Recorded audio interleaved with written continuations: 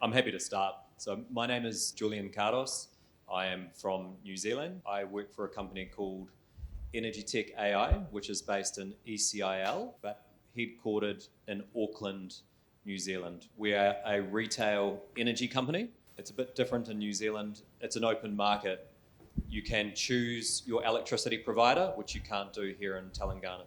We also offer mobile phone services as well as broadband services. So I'm one of the founders, along with Hui Abert, who's here in the audience. So we founded the company in 2014. So we have around 80,000 customers or consumers in New Zealand and are around the 6th or 7th largest in the country. So yeah, I'm here for 2 weeks. I come every 6 months to Hyderabad and work with the team. We have a team of developers that build our own internal software platforms to serve our retail consumers. So that gives us huge competitive advantage because we can control our destiny in terms of how we build the software to be able to offer different propositions as opposed to the big companies that we compete against. They go with tried, true platforms that they're familiar with, and so therefore they can offer only a limited amount of products and services to consumers. Hopefully that gives a good flavor. Looking forward to the talk. Thank you very much. This is Aditya Ramamurthy. I'm the Vice President of Platform Engineering at ServiceNow. I've been with ServiceNow for close to 11 years, primarily working in the enterprise space, of course transformed into the AI way of doing things in the enterprises as well. Responsible for anything and everything to do with workflow automation, essentially globally. Of course, AI is the centerpiece of the work I do. How do I enable the creator persona, the person who is actually building and developing AI? How do I or code for that matter, or automation for that matter, how do I accelerate that person's outcome is essentially my primary function at this point of time. Super happy to be here and looking forward to the diverse perspectives. Thanks. Thank you, Aditya. Anuradha? Hi, good morning. So, interesting topic, definitely. And I'm Anuradha. I'm from IBM. I'm an executive partner at IBM, and I'm responsible for global solutioning across all industries, across all geographies in the market. So we submit or we proactively propose technical solutions to the clients where we are definitely AI is a flavor. So every solution which is going to the client has AI in it, and very interesting times, and great to see different flavors of AI across all industries, right? So happy to be part of this discussion. Thank you. I'm Ramesh Loganathan. I'm a faculty here at IIITH Hyderabad.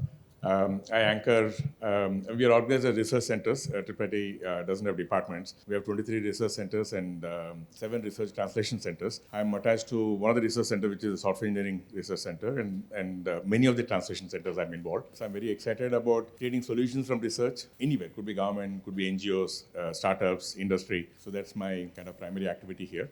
IIIT itself is a research institution. Like I said, we're organized as research centers. We are one of the largest AI research groups in the country.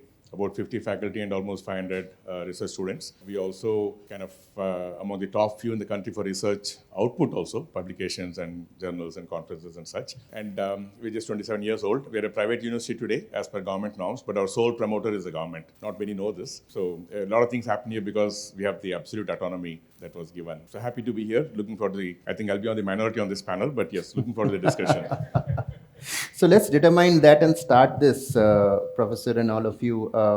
Which one of you is team Exuberance and which one of you is team Evidence? Please show of hands. Team Evidence, you're happy with what AI has achieved today and you feel a lot of it will be achieved?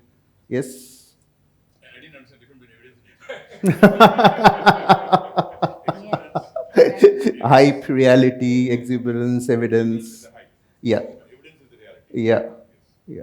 Okay. So, and for the audience, we just discussed, we shared some data points. Do you see all this hype about AI real? All the investments, all the happenings, the proof? Don't go to ChatGPT to ask. Yes, it's just your opinion.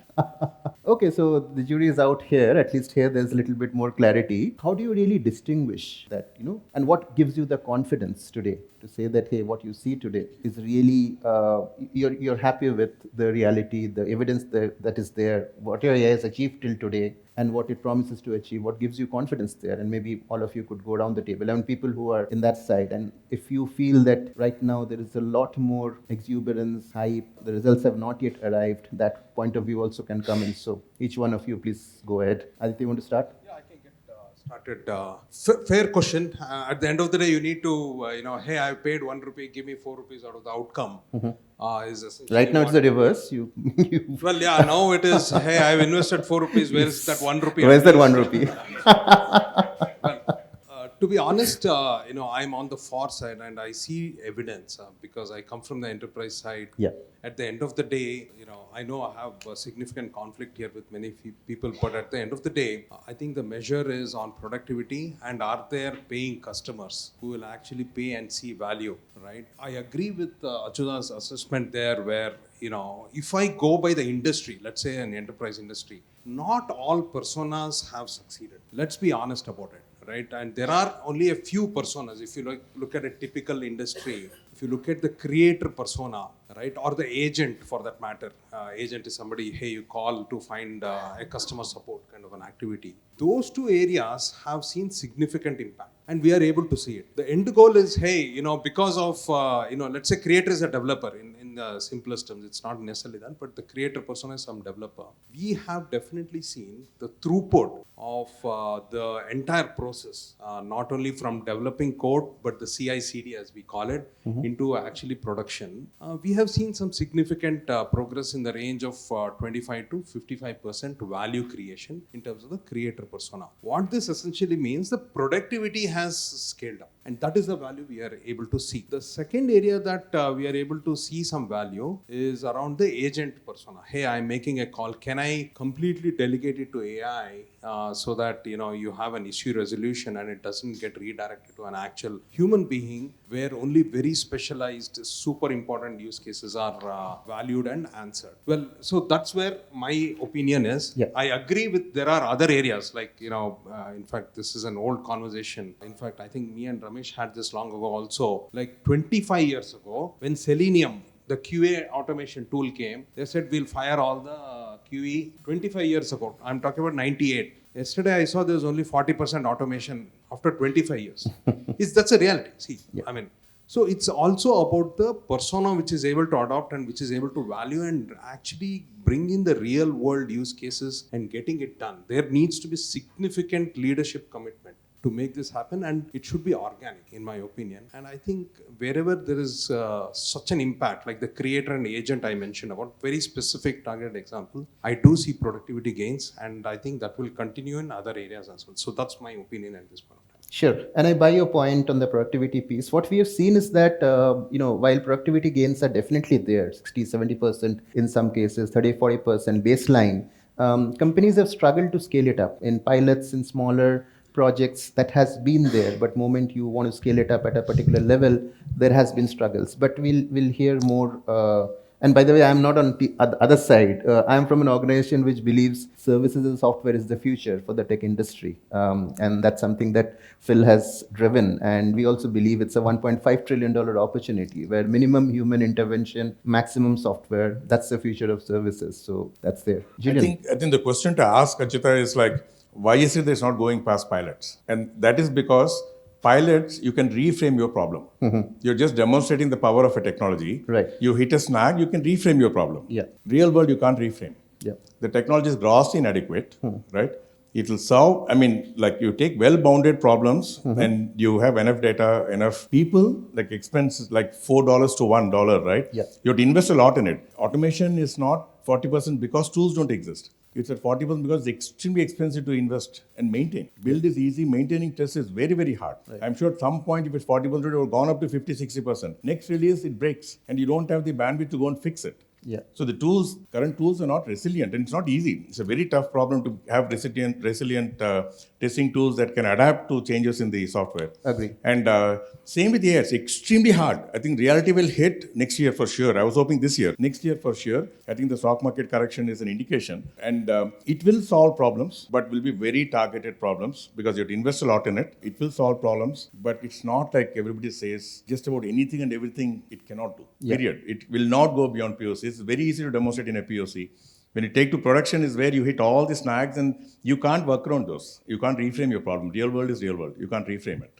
Agree. Anuradha? Yeah, so I think a lot of points already covered. So yes, I agree that it has to be focused, it has to be real, ROI driven use cases. So it has to be looked at from perspective of having a kind of a steering committee which actually looks at which are the use cases I want to take. And then those use cases, are they giving the right ROI or not, is something which has to be decided upfront. Yep. It has to be upfront. I cannot just randomly take a use case. And then there are a lot of hype kind of use cases also, right? This hyper customized avatar. How many users are there for that, right? So, yeah, I mean, it's very good, fancy. The marketing of that is very good. But then how many users are there, right? And also, somewhere I was reading, they had like 50 slides for that use case. But then the number of users for that use case were less than that. So that indicates the value of the use case. So I think it is the use case selection is very, very important. It has to be top down.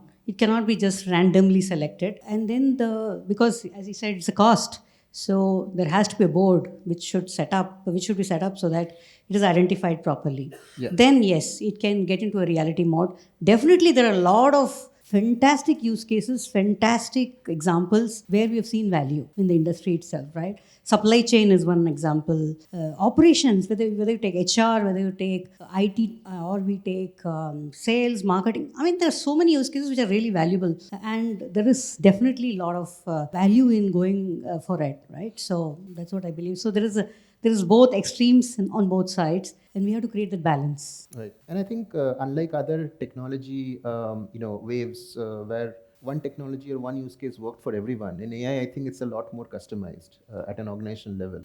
So that's also a challenge that each organization has to really figure out what is their investment strategy, their use cases, is going to be. A variety of factors such as the people they have, their priorities, their appetite for risk, their appetite for regulations, all that kind of comes in together. But Julian, over to you. Thank you. Yeah, I'd like to start with the higher level. Like if you're thinking about the industry and the amount of money spent, and the slide showed it really well, the circular funding between organizations. And if you look at it from that perspective, it's scary because they are saying if something goes wrong with one of those circular fundings, this bubble could burst. In the same breath, if you look at these organizations, they are backing themselves to be very successful in the same way that a number of big companies have done. If you look at Uber, Uber hasn't been profitable for a very long time and they've finally become profitable. Amazon did the same, right? So they are investing heavy in the future. It's a long-term investment,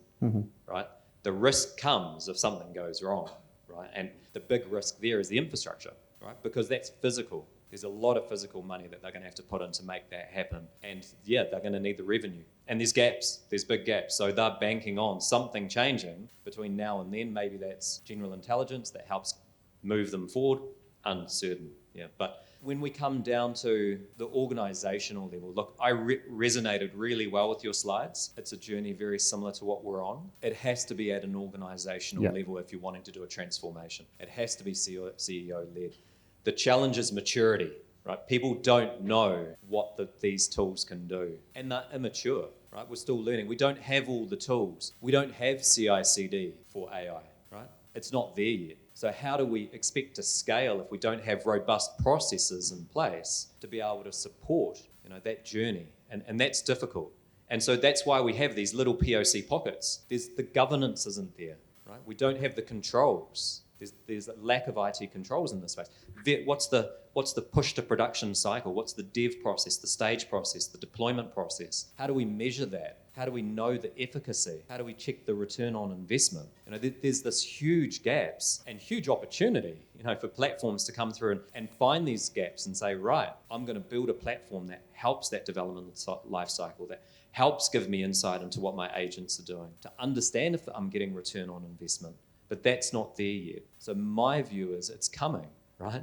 It's just a maturity cycle, and where an organization is on the maturity cycle and what path they're willing to take or what speed they're willing to be on a bleeding edge towards that goal of transformation, because it's coming. Thanks. Great. So what I heard, Aditya, you said that you have paying customers, they are seeing a productivity boost. Whether it is scalable or not, that's a question, right? And that's what you raised, Professor, also, that That's something that you probably do not see happening, or you may see this come down next year. Anuradha, you talked about the use cases, the importance of use cases, and certain pockets of use cases which you see good adaptation. And the great point that you made, Julian, is that is a cycle. Are we expecting too much of AI today at this moment? Because 90% of the media attention, everything that you read in any platform is all about the same topic. So is our expectation also irrationally rising right now, and we need to give it more time? It's something that we have to keep in mind, the maturity cycle. But do you see P&L impact happening because of AI? I think adoption is happening to a certain extent. There was some recent McKinsey research that said EBIT impact is very limited. But in your customers, in the people that you have spoken to, do you see P&L impact coming in from AI as of now? I cannot speak on behalf of my specific company, but it's a personal opinion and a general Yes, opinion personal from opinions, the industry. It's limited. It's limited. So there are areas where the stock ticker is at least increasing in terms of, hey, people are buying it. But are they seeing 1:4 value instantaneously? Not right now. Because it's also philosophical mindset change that is, if I may just to answer the PLN, yes, right now we are able to, there are significant amount of customers who are actually buying it, but it's a hard sell. Yeah. It does take a lot of sales cycles to get that mental mind shift for them to be able to purchase into it and do. And there is, of course, this FOMO ride also, which we are able to ride on and get people to buy. So there are these two sides of the coin. But just to add to what Julian's and even Ramesh's, where I have a little bit of an opposition and a different open view, is it the mindset? There is, if you are going to expect that this is the playbook, right? Hey, I'm going to do A, B, C, D in this sequence, show me tremendous value in this only. If that is a fixed mindset of how things will be, hey, I want to do A and then do B and B, then you might as well create the old deterministic ecosystem. Why would you want to go with AI? For me, the mindset would be to have both determinism and non-determinism in a way where there is a deterministic train where you have this governance, compliance, and risks that you have, but spawn it off to non-determinism where you will get help. So it's the mindset and the use case that needs a mental shift and a change on how you perceive AI. So that needs to come from the leadership, is my opinion, right? I know it's very philosophical way of saying, but that is where I think we are able to see value today. Anyone else want to comment? I look at it as three is a journey again, right? So AI is a journey. Every technology has its hype circle, so it will take its time. As he said, we are over expecting it. So there are three levels of return on investment, right? First level is the efficiency. Am I getting the efficiency? So there are multiple pointed use cases today where we're getting productivity, right? Yes. So coding, right? You're getting productivity out of it. Or automation, as you said, there's some productivity out of it. Prediction, I'm able to predict maybe with some. The second level is efficiency out of it. So basically I got efficiency, and then you're going to the second level, which is effectiveness. So is it effective? Is it accurate? Is it really consistent? So am I getting that 40% automation consistently? Am I getting that coding improvement consistently productive? Or the prediction is forecasting accurate? Right? That is the effectiveness part of it. The next level is the empowerment at an organization level. Basically, then it comes the outcome. That's the final outcome. The final outcome is basically, am I getting what you said, the P&L impact, right? Am I getting the revenue is increasing, or my cost is reducing, or I'm reducing the time? The whole life cycle, software development life cycle, am I reducing the time? So that's multiple use cases combined to get a overall benefit. I'm saving time for my people. I'm empowering them to do more things other than maybe developing a code. That's the final state, I would say, right? I think multiple use cases are at different phases of the journey. And for us to achieve the final empowerment stage, I think it'll take some time. Right. And that's where you will get business outcomes, really, right? And the real ROI out of it is what I see. Sure. Julian, you were saying something. Yeah, thanks. In the way that we've been looking at it is there's three states. There's an optimized state. You can use AI to optimize something that you're doing already. Coding, prime example, we get a little bit better at it. Redefine is the next state. I'm going to do it quite differently to the way that I've done it before, right? The last is disrupt. We're going to completely disrupt the way that we do things. And again, there's a maturity for that. And that maturity is going to differ depending on a number of things. Right? To give you an example, if you don't have that strategy across the business that says, we are going to disrupt the business, you will never disrupt. You're only going to optimize, right? So that's where the leadership comes in and the strategy and the direction that's put forward that helps define the way that you can disrupt. Can disrupt be for all aspects of a business, finance side of it, the operational side of it, the marketing side of it? Maybe not, right? Again, the maturity of the platforms. What we're seeing is that certain areas like coding, there's been a lot of tools that have been bought out, really becoming a bit more mature and getting a lot more efficient, but they've still got a lot of ways to go. These other areas, it's still in the optimized phase. They're not really there yet. So there's still, and so in my view, there's still this cycle that we're on, but it needs to tie back to, what the organization is willing to do and be led by the leaders of the organization. The last point is just the organizational health. What's the health of the organization? Is it AI ready? Do you have, a vision that's been presented to all of the people and they get that and they're on board? Do you have the internal platforms and systems in place? Do you have the data ready to be AI consumed? Do you have, I reflect back on the diagram you showed where all of the 4 vehicles are at the intersection. AI would do a good job if it had the context of where they're all going. Same thing. Do you have context for all of your business processes that AI can use to make the right decisions? Do you have code-based management, or a life cycle for it? So I think there's a lot of questions that come to my mind, and it's a journey towards that disrupt phase. I think, just to add to that. Yeah.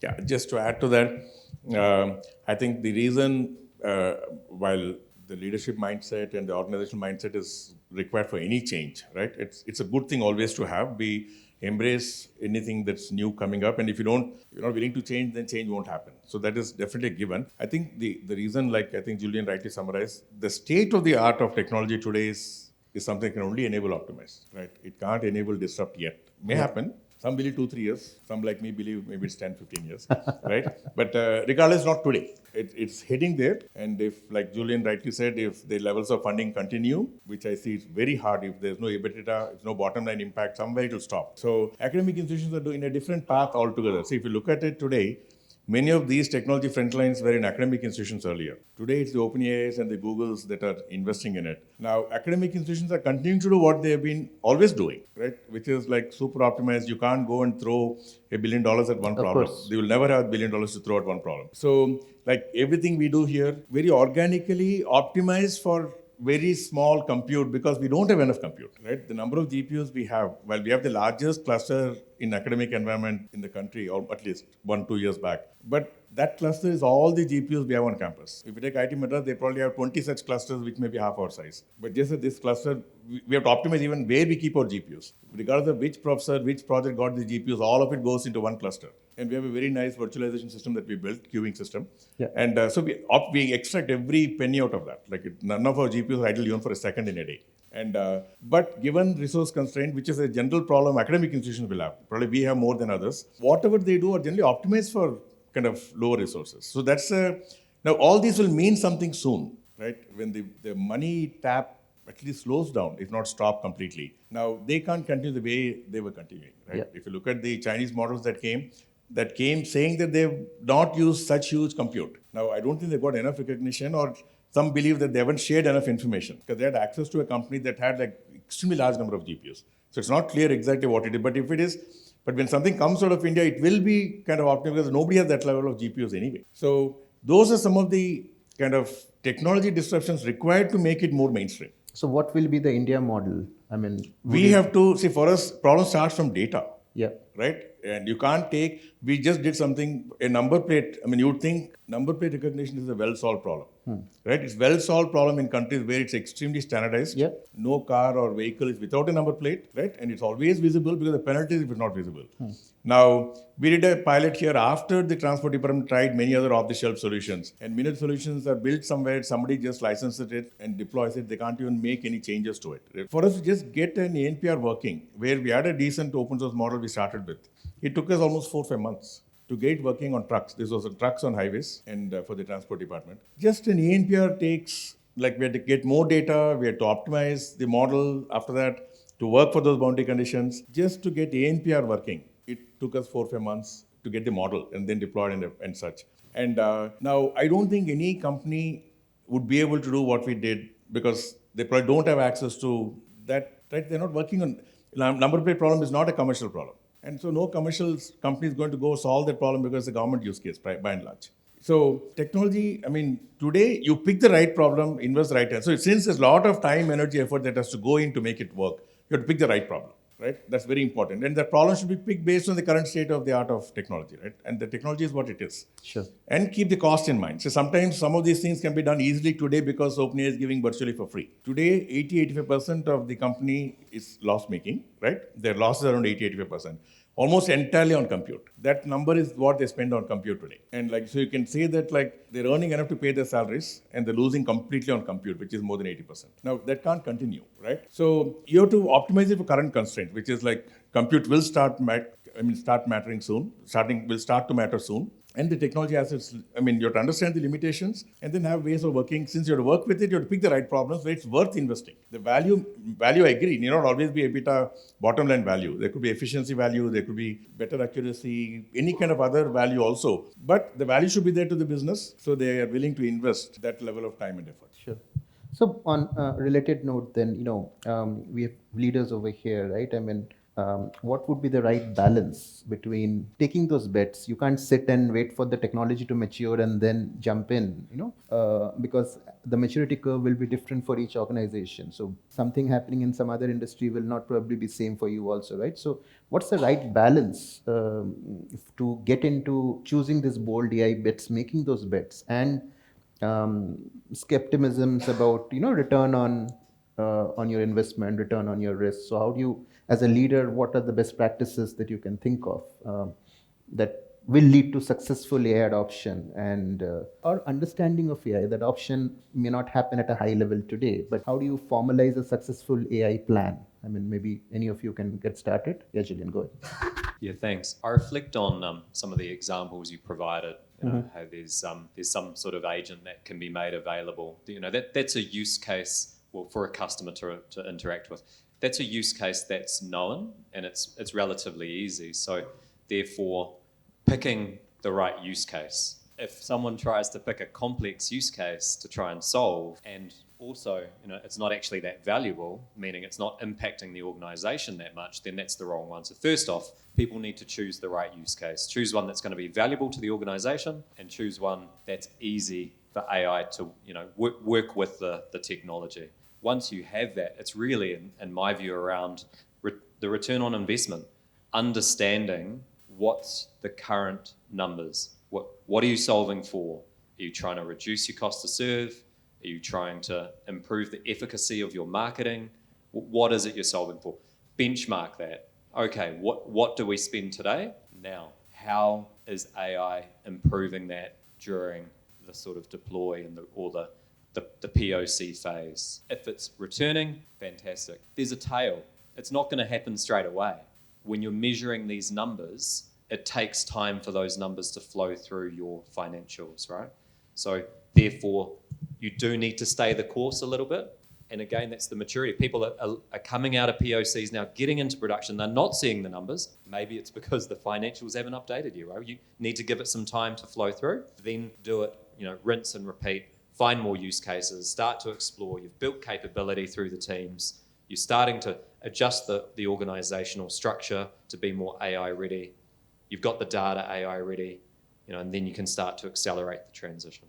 Correct. And easier said than done, right? Because POC to production today is about 10 to 15%. in most organizations. Only 10 to 15% of the use cases really make it to production. So finding the right use case becomes very, very crucial. Yeah, Aditya. I agree with and with Julian and the panel as well. But it's true. Like if you look at typical enterprise use cases, you don't bite off more than what you can chew. Hey, I will kind of 100% automate order to cash. That's not happening. Or procure to pay. Or even more complex use cases. In fact, it's for example, user onboarding or onboarding a new employee.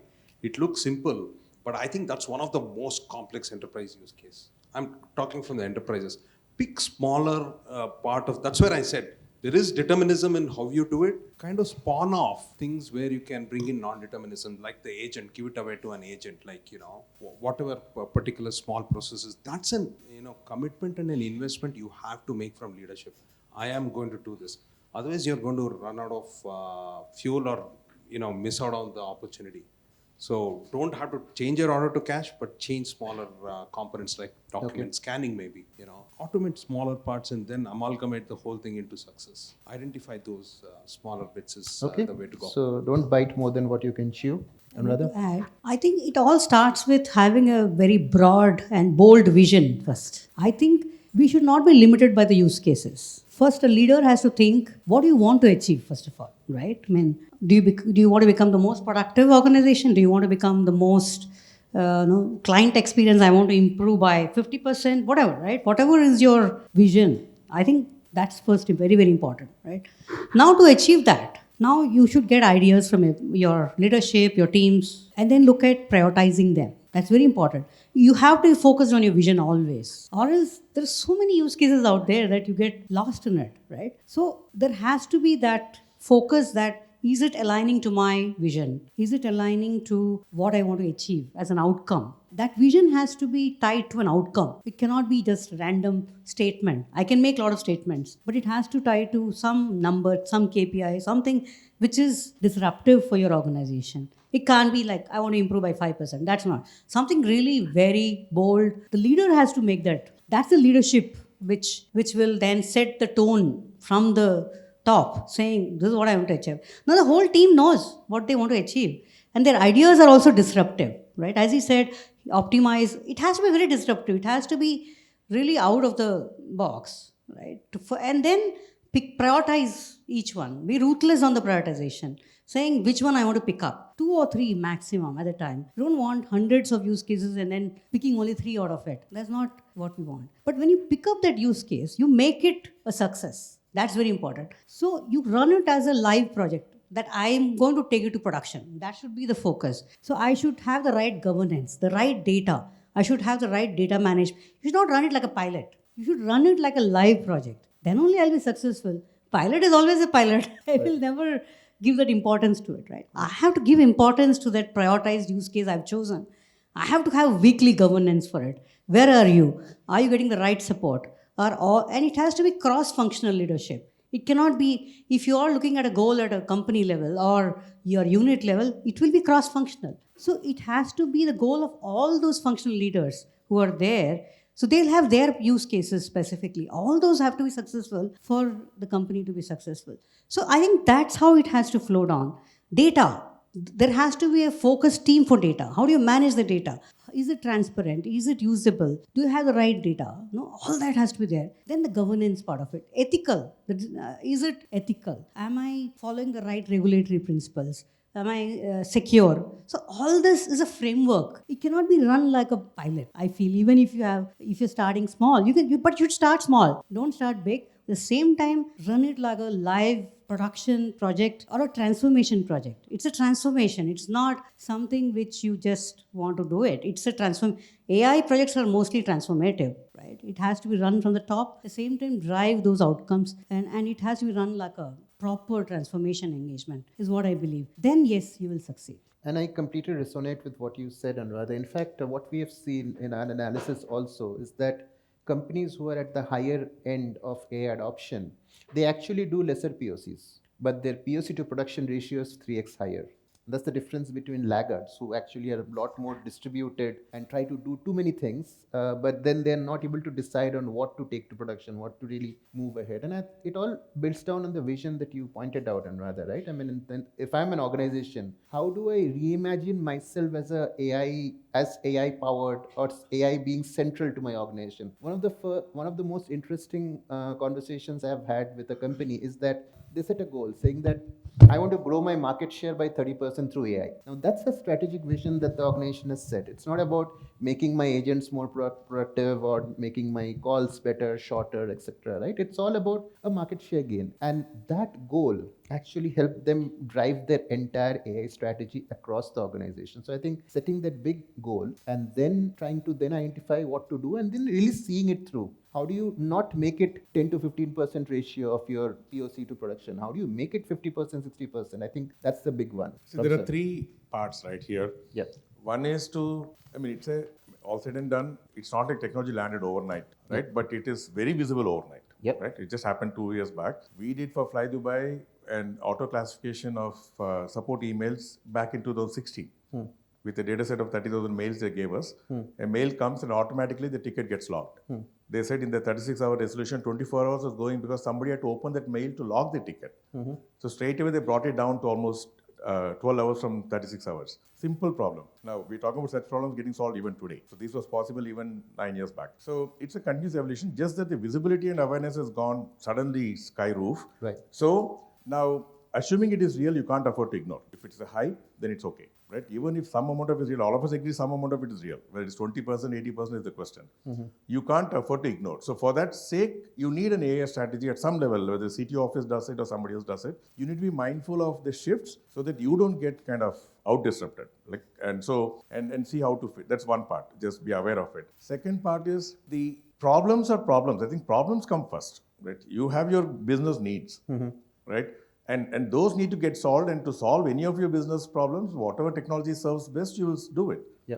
In some cases, okay to go just do it in some old legacy system. Some cases, maybe you need the latest, greatest AI frameworks. So the problems is paramount, your business problem, right? And that should drive, it's not the other way around. While you need to be mindful from an AI strategy standpoint, everything cannot be said that, okay, use AI. Yeah. Right? That cannot be the mandate. Companies looking at AI in terms of how it can help the company. But each group should look at what they are supposed to be doing. Correct. Where it helps, use AI. So AI is one of the tools available to them. And they should look at it that way. Now, the third thing is, which is the elephant in the room, is the FOMO. I think we got away from the FOMO part. I mean, there's a huge FOMO. Every manager, every architect, every engineer, every director saying, I think by now they should know that you're not missing out much. So just get the fear out. So, Can I take yeah. this point, right? I would love to understand from you, when it comes to public companies versus privately held companies, how are they? Because the reality is the public company would want to be, quote unquote, the FOMO aspect is very, very high. A privately held company will have a little more long-term strategic view, what they want to do, how much they want to invest. Are you seeing a distinct difference in how companies are responding in listed versus? Would any of you want to respond from your client perspectives and all? Do you see any difference between privately held organizations and public organizations? I haven't particularly seen, because there is a significant, I haven't particularly seen, at least in the industry verticals that I work on, any difference there been particularly, maybe in the other, yeah. With a startup or a large company or a public company, I don't think there's any difference in that. I guess from a startup perspective, many of them are AI natives to start with. Largely private held companies. For example, Isaac is sitting here right now. Really a multi-million-dollar company, which is privately held company. So probably a privately held company, my experience is that they tend to take a little bit more longer view of what it means. And they don't necessarily are worried about the next quarterly earnings call, right? So therefore, they generally tend to be less worried about the FOMO aspect of it relative to a listed companies. So I just want to see if in your research if you're finding anything at all or just uniform across. Anchuta would have a research perspective, but it's also how deep your pockets are and how you can afford essentially. Given there is FOMO, people are ready to go deep into their pockets to see if there is value at all, there is a risk that they can take.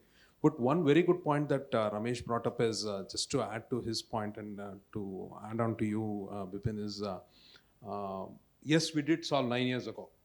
So those are the use cases which are really like, maybe it's an awareness thing, fair enough. 9 years ago, you saw email classification and then, hey, I'll automatically create an incident.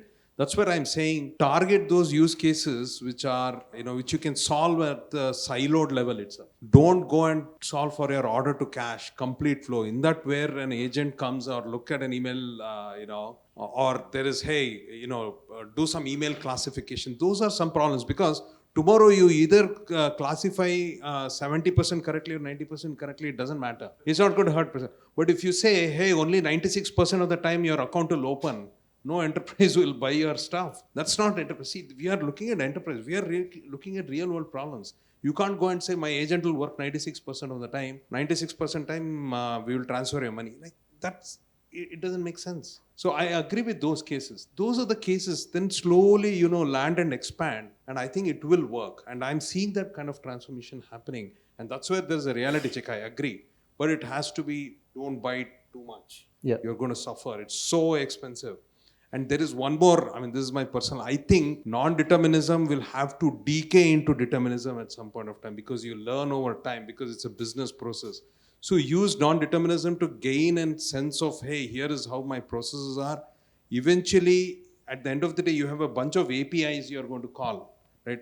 You don't want to call an agent to say, what's my inventory? How much is my inventory? I don't want to call one LLM call. That's so expensive. I will say one API, hey, tell me what's my inventory. So can I decay, it's a wrong word, but can I decay non-determinism into determinism is how the industry is evolving. So our company is one of such example. 1 year before, we were a publicly held company and we were definitely in a hurry of how to implement, where to implement and all. And now we are a privately owned. So I think once we became privately owned, they kind of halted all of those thought process because they are already, there's a private equity company it is. So they already have 60 plus companies under their umbrella. So they have been doing all of that research and all of that there. So they were able to quickly understand what is the right fit, where to implement, what to implement. And we are going for more of a long-term approach rather than a short-term because right now we don't have the pressure of releasing those numbers every quarter to the market. So yeah, but I think it's all about taking the pressure, Bipin. So, there are organizations who are public who don't really care about it. And it's an organization to organization level, even the privately held companies with very aggressive PE backers, they will take a completely different stance because that company will look for an exit. And the faster they can achieve those multiples, the better it is for them. Yes, sir. This is Professor O.R.S. Rao. I'm the Chancellor of IIITH University. So coming from the academics, before getting into academics, I was in industry for about 20 years with the HCL Tech. Seeing both the backgrounds, the query I would like to kind of put to the panel is, while we can make investments in terms of, hardware, data centers, all these things, do you think that, having the right talent, is it one of the barriers for this transformation? If such is the case, if you all believe that it is important, you can buy infrastructure overnight. But can you buy talent just like that overnight? What it takes to build that talent, what is the talent what we require and how to build it? In-house talent, how do you kind of scale it up and qualitatively? And how do you get talent from outside? And we have seen, like in fact, on both these sides, whatever we have been seeing in the press, the Indian IT services companies, they have gone on record saying that for the last 3 to 5 years, all of them, they claim that they have been training, thousands of people, thousands and lakhs of people. You can see the annual reports. But the paradox is still, at this point of time, we say that our talent is not fitting the bill. For the first time, we started IT industry bleeding in terms of the manpower, saying that thousands and thousands were saying that they are not suitable. Where exactly the problem? Similarly, coming from the other side, we provide manpower from the kind of education. And what is the link between the education industry, the thousands and lakhs of kind of graduates what we are creating? Earlier, IT industry used to say, hey, we are going to train them. Now there is no training. Yeah. Take them straight away, deploy. And if it is deployable, well and good, otherwise sometimes they don't even allow them to join after giving the offer letter. After joining within 3 months, if somebody is on the bench, thrown out. If such is the case, sort of what are the kind of talents and skills what we need? And how do you incorporate the education as a part of the ecosystem? Currently, what we have been seeing, like what I have been observing is, we have been talking the corporates, vision, all that I agree with you, leadership and strategies and all these things are understood. But what about the talent? What is the kind of issue and how we are going to bridge it to see that the organization performs? Otherwise, all these billions of investments, will you get returns out of that? That's my question. So just keep your questions brief, I would just request. And I think, Professor, you want to go first on this? I don't believe I've been saying this very openly, but nobody seems to agree with me. The IT industry has grown on the strength, right? Completely not grown, built on the strengths of non-CS engineers and in many cases not even engineers. Now, nobody has come ready to the IT industry and like everybody has very, very kind of streamlined processes where they can train them in 2 months, 3 months, right? And there's on-job training mechanisms. And as an industry today, this city employs more than 1 million people. As a country, we probably employ 4 or 5 million people in the IT industry, right? And there's no issue. And every year, we're probably adding another few 100,000 at least from the fresher ecosystem. And almost all of them come with very little relevant training. Either they're not at all CS engineers, or even if they're CS, we know the quality of education in most places. But the companies have their own training mechanism. So we never have a talent problem. So it's at most a company is going to save 3 months of training when they're paying our starting salaries haven't increased almost, right? In the last nearly 15, 18 years. It was around 2.5, 3 lakhs. Today it's also around 3.5 lakhs. Bulk of the industry hires at that salary, inflation adjusted. It has fallen down to less than a third of what it used to be 20 years back, once you adjust for inflation. And so that's a system, so which means we have factored that in. You train them, instead of hiring them at, say, whatever, 5 lakh salary, you hire them at 2 lakh salary, train them, and those that do well, you take them to 5 lakh. Those that don't do well, you put them on some other jobs. It's a system that works very well. There's no issue. Yes, can our education system be better? Absolutely. It could be much better. But is the industry suffering? Hell no. That's my view. Yeah, I want to add to that. What I've seen is that skills keep on changing, right? Today it is AI. Earlier it was cloud, mobile, all that, right? So the fundamentals have to be very strong for a student, is what I believe. Programming skills, creativity, adaptability, the way they are able to present, the way they are able to communicate. I think they have to keep on changing. I myself have changed my skills multiple times in my career.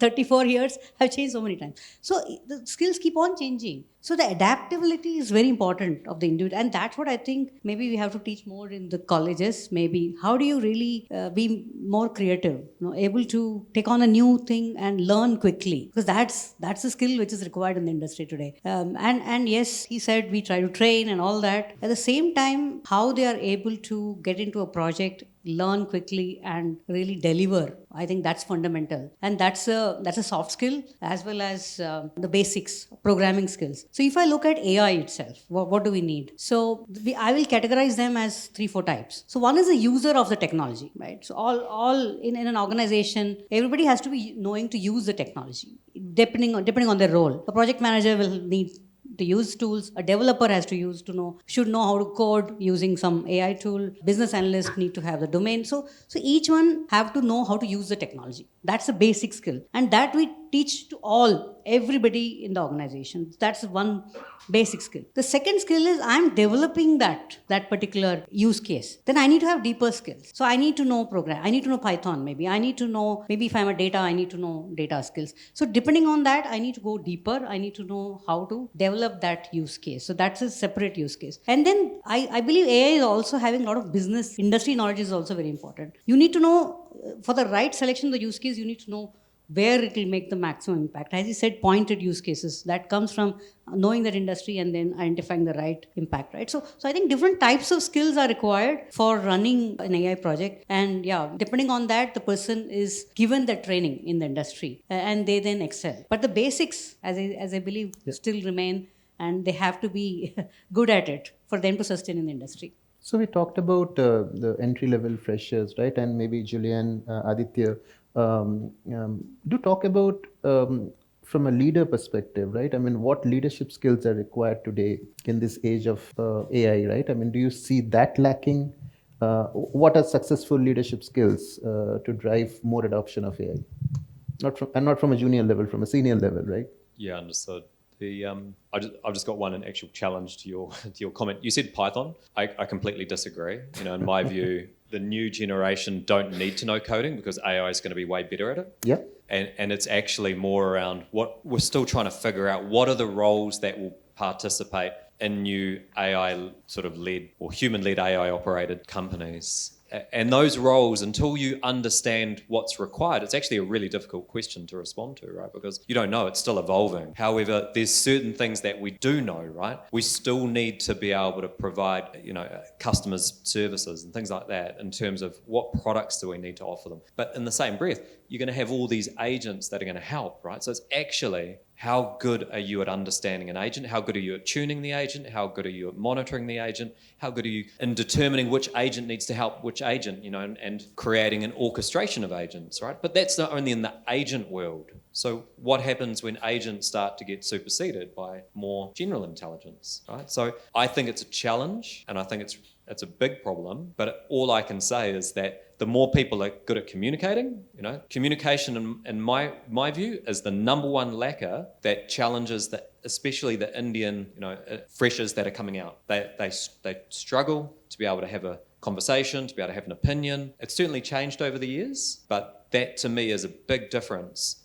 that they need to build upon their communication skills, ability to have an opinion, to be able to make decisions, and to be able to move forward. Sure.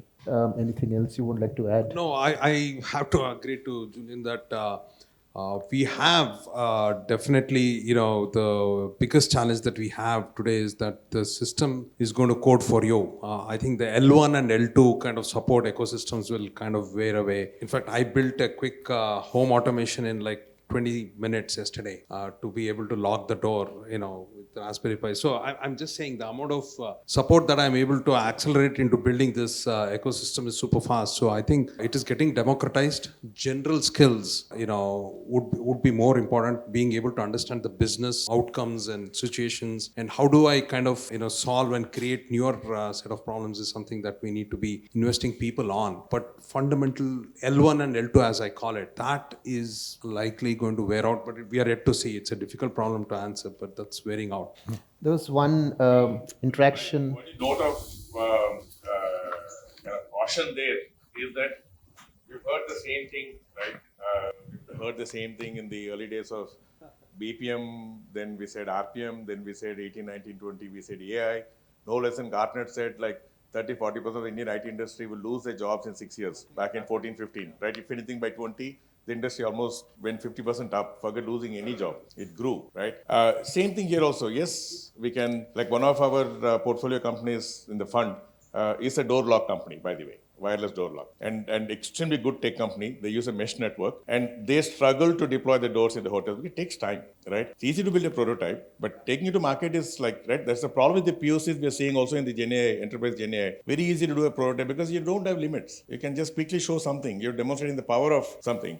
To actually get it working, like if prototype takes 2 days, I'm sure it'll take 2 years to get it working probably. Because then you have to, the real world, like I said earlier, real world cannot be reframed. You have to make it work in your current reality of your business environment. And so right problems will need to be picked. It won't be anything and everything. And L1 support may not be the most critical problem. They're not expensive. Maybe L2 is where they need to, because there are a lot of errors and such might be happening. So it depends on businesses will invest in where the impact is. Reducing the cost may not be the primary, because very expensive to build the solutions. Right. And I think we'll keep debating this all day, right? And I think, funny, next time you have a full day session around this. And please there join are us also again. more questions. Based on your very curious on your analysis, what's the line of sight on AI, on evidence or exuberance, and how many years will that up to know? Is it going to be more still? So we didn't bring any soothsayer into this room. Yeah. So let's figure out. And I guess, there were people who said AJ would be here this year. It didn't.